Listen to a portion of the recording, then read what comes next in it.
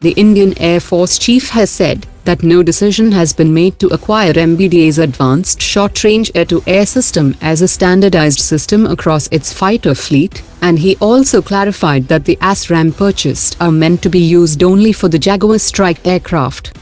The Indian Air Force has recently placed a fresh batch of orders for R-73 to bulk up its reserve, and is reportedly in talks with Russia for procurement of the upgraded R-74.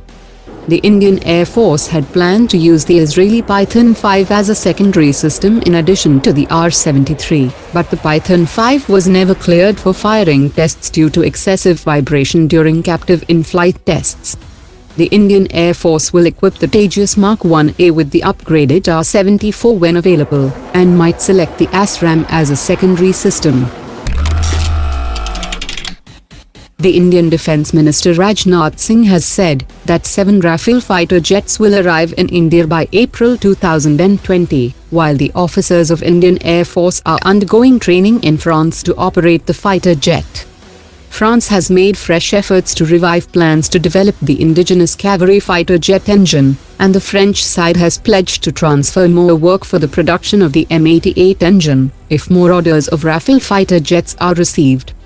The plans to revive the indigenous Kaveri project with the help of French technology had fell through previously, as it emerged that only a part of the offsets of €250 million could be utilized for the Kaveri project, and the DRDO would have to provide the remaining €500 million.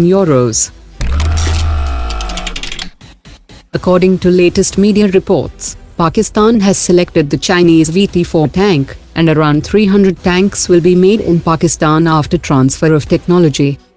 The VT-4 is a third-generation simplified export version of the Type 99 used by the Chinese Army, but the VT-4 has inferior protection as compared to Type 99, and has downgraded capabilities such as sights, engine and gun, and the VT-4 cannot be matched with modern main battle tanks.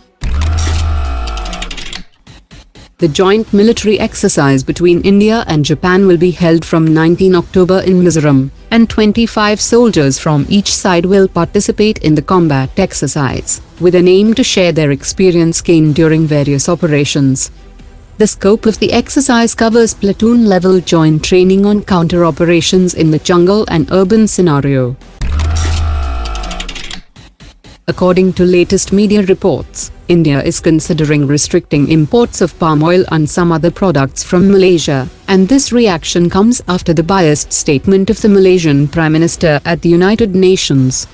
India is the world's biggest importer of edible oils, and is planning to substitute Malaysian palm oil with supplies from countries like Indonesia, Argentina and Ukraine.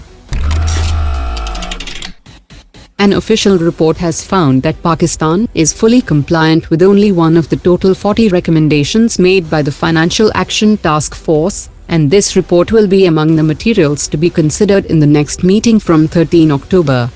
The Financial Action Task Force is expected to decide whether Pakistan should be downgraded to the blacklist, which could result in extensive economic sanctions and an impact on the $6 billion bailout program with the International Monetary Fund.